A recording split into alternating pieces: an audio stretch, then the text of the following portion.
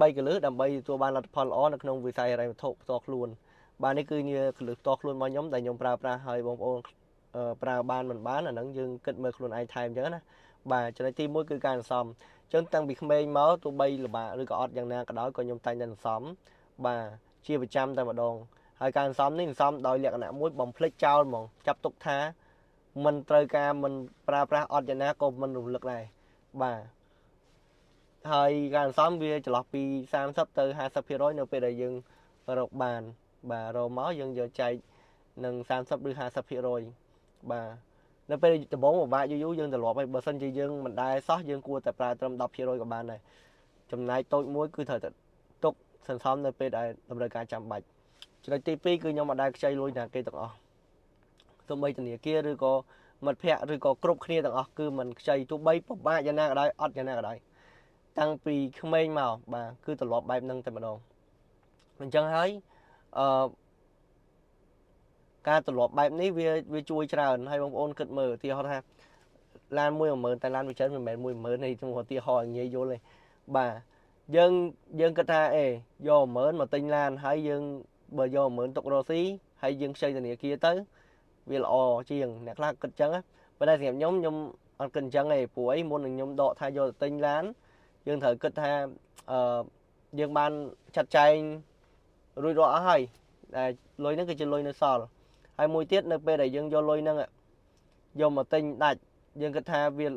បង់មលោះវាល្អជាងទៀតអ្នកខ្លះគិតអញ្ចឹងមួយខែតែ200 300អញ្ចឹងឧទាហរណ៍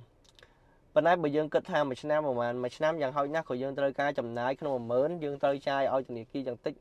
ក៏បង់ការ1600ដែរដោយឡែកបើសិនយើងដាក់សន្សំវិញយ៉ាងច្រើនបាន600ឬ800អស់ធំហើយបាទអញ្ចឹងសួរថាតើយើងមាន10000ធ្វើយ៉ាងណាយើងអាចរកបាន1600ក្នុងមួយឆ្នាំដោយមិនបាច់ថាត្រូវផាត់ដើមហើយដើមនៅដដែលហើយយើងអាចរកបានប៉ុណ្ណឹងសួរថាធ្វើមិនធ្វើចឹងបានបាទអញ្ចឹងកន្លែងហ្នឹងដែលខ្ញុំចង់ប្រាប់ថាខ្ញុំចង់ការលើខ្លួនឯងបាទយើងចង់ការមួយគេឧទាហរណ៍មួយឆ្នាំអាចបានលើសហ្នឹងបាន20%បាន2000អញ្ចឹងទៅឧទាហរណ៍10000ប៉ុន្តែសួរថាដើមយើងសុខភាពអត់ទុកចិត្តបានអត់ពិបាកណាបាក់មែនទែនឧទាហរណ៍រ៉ូស៊ីហើយសោយពី3ឆ្នាំមិនទាន់ឃើញបានដើមមកវិញទេបាទអញ្ចឹងសួរថាតើអាហ្នឹងមិនដែរអញ្ចឹងណាអញ្ចឹងនេះគឺជាចំណុចដែលខ្ញុំគិតហើយពីច្រើនគឺខ្ញុំច្រើនធ្វើមួយទិញឲ្យមួយគឺដាច់ប៉ុន្តែមុននឹងទិញចង់បានណាក៏ត្រូវសន្សំណាស់ដែរខ្ញុំមានដំបូងគឺចេញពីការសន្សំបាទគឺសន្សំរហូតដល់តែយើងទទួលបានអ្វីដែលយើងចង់បានដោយមិនបាច់ចាំខ្ចីគេអានេះគឺជាចំណុចផ្ទាល់ខ្លួនទេបងប្អូនមានវិធីថាបងប្អូនអាចយកខ្ចីកម្ចីធនាគារបងប្អូនអាចរកបានច្រើនហើយ10000បងប្អូនអាចរកបានច្រើនជាងនឹងមកវិញហើយសុខភាពដើមទុនអាហ្នឹងគឺ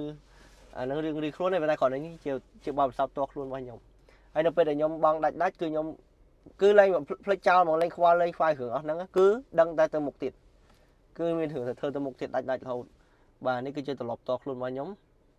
អញ្ចឹងនៅពេលដែលយើងធ្វើបែបនេះវាល្អដែរអញ្ចឹងសម្រាប់បងប្អូនគិតបែបណាអាហ្នឹងបងប្អូនអាចសម្រេចចិត្តបានហើយចំពោះវិស័យ trade ក៏ដូចគ្នាការទម្លាប់សន្សំនេះវាជួយក្នុងការ trade ដូចគ្នាអញ្ចឹងក្នុងការ trade គឺយើងត្រូវសន្សំពីការ trade មួយកុំឲ្យមក trade ចុះធំហ្មងមែនទេយើង trade មួយដែលសមាមាត្រនៃតម្លៃដែលយើង risk reward យើងហ្នឹង risk reward on and off របស់យើងហ្នឹងឲ្យបានត្រឹមត្រូវបាទយើងលៃតិចទៅប៉ុន្តែទៀងទាត់បាទអានេះគឺជារឿងដែលខ្ញុំគិតហើយនឹងប្រើប្រាស់ហើយថ្ងៃនេះក៏ខ្ញុំមានកម្រងមួយដែលចង់មកចែកម្លែកហើយវាជាកម្រងមួយពាក់ព័ន្ធនឹងការសន្សំផងដែរអញ្ចឹងខ្ញុំនិយាយតិចពាក់ព័ន្ធនឹងអីទៅ Binance Holder Airdrop Binance Holder Airdrop ហ្នឹងគឺមានន័យថាយើងមានកាក់ Binance ហើយយើងយកកាក់ហ្នឹងយើងដាក់ saving ដូចយើងដាក់លុយ saving នៅធនាគារអញ្ចឹងនៅបានអត្រាការប្រាក់ហ្នឹងដូចគ្នាវាបានតែអត្រាការប្រាក់ហើយវាបានទាំង reward ជាកាក់វាស្តៀងការទិញភាគហ៊ុននេះមានន័យថាគឺទទួលបានអត្ថប្រយោជន៍បន្ថែមដូចអានោះគឺមិនមែនបានវាមិនដូចភាគហ៊ុនហ្មងឯងគ្រាន់ថាវាបានជារង្វាន់ជាកាក់ផ្សេងដែលគេបានជាប្រចាំអញ្ចឹងនៅពេលដែលយើងដាក់lock BNB ហ្នឹងទៅគឺយើងទទួលបានកាក់ដែលគេឲ្យហ្នឹងជាប្រចាំរហូតហើយដើម្បីធ្វើបានបងប្អូនមានករណី Binance សម្រាប់អ្នកតើមានករណី Binance បងប្អូនអាចបង្កើតតាមរយៈខ្ញុំដែលដាក់កូដ APKWYY6W ដែលរបៀបបង្កើតគឺមើលវីដេអូខ្ញុំបានយល់មើលវីដេអូខ្ញុំទៅយល់បងប្អូនបង្កើតហើយខ្ញុំបាញ់ឲ្យម្នាក់$3ទៅ$5និយាយទៅគេមានលក្ខខណ្ឌបើបងប្អូនចុចតាមមួយតង់ទៀតបាន$5 ហើយអ្នកកំឡុងពី3ថ្ងៃហ្នឹងបងប្អូន share វីដេអូទៅហើយដល់ពេលបង្កើតហើយបងប្អូនឆាតចូល page មកចាំខ្ញុំឆាតចូល page បងប្អូនតម្លាក់ ID បាទហើយខ្ញុំនឹងបាញ់ជា USDT ឲ្យបងប្អូនដើម្បីទុកជាដើមទុនបាទនេះនឹងចែកម្លែកអំពីគម្រោង Riso បាទ Riso គឺជាប្រព័ន្ធ stable coin សម័យថ្មីដែលអភិវឌ្ឍឡើងដើម្បីដល់ជាលក្ខណៈស្តៀងអត្រាការប្រាក់ដែរហើយទទួលបានសុវត្ថិភាពដោយតាមរយៈ DeFi Decentralized Finance ដែលវាស្ថិតនៅលើ stable coin ដែលមានឈ្មោះថា USR ហើយភ្ជាប់ជាមួយនឹងតម្លៃនៃប្រាក់ដុល្លារបាទហើយគ្រប់គ្រងដោយយុទ្ធសាស្ត្រ crypto ពិតប្រាកដដូចជា staking lending និងការ trade លក្ខណៈជា data neutral បាទរបៀបដំណើរការគឺ Riso គឺមានពីរ token គឺទី1 USR ជា token ដែលមានហានិភ័យទាបសម្រាប់អ្នកប្រើប្រាស់ទូទៅបាទហើយទី2គឺ RLP ដែលជា token ដែលមានហានិភ័យខ្ពស់ជាងប៉ុន្តែក៏អត្ថប្រយោជន៍ពីវាក៏ខ្ពស់ទៅតាមនឹងដែរបាទអញ្ចឹងគេបែងចែកជាពីរសម្រាប់អ្នកដែលគិតពីហានិភ័យទាបផ្ដោតលើ USR បើសិនអ្នកគិតពីអត្ថប្រយោជន៍មកវិញគឺគិតពី RLP ហើយអ្វីបានជា Riso ហ្នឹងខុសគេបាទគឺទទួលបានការវិនិយោគពីក្រុមហ៊ុនធំៗដូចជា Coinbase Venture និង Delphi Lab បាទអញ្ចឹងដែលទុនដែលទទួលបានសរុបនោះគឺ350លាននៅ350លានដុល្លារណានៅលើវេទិកា Uniswap Cow ហើយនិង Morpho បាទមានគោលដៅបាទហើយគេមានគោលដៅមួយគឺនាំយក DeFi ទៅកាន់ធនាគារនិងអង្គភាពហិរញ្ញវត្ថុធំ Riso token ហ្នឹងគឺជាផលដែលទទួលបានពីគម្រោងទាំងអស់ហ្នឹងអំពី Binance Holder Airdrop បាទគឺកាក់ Riso ហ្នឹងបាទគឺបានដោយការ hold BNB បាទយើងទទួលបានកាក់ហ្នឹងដោយ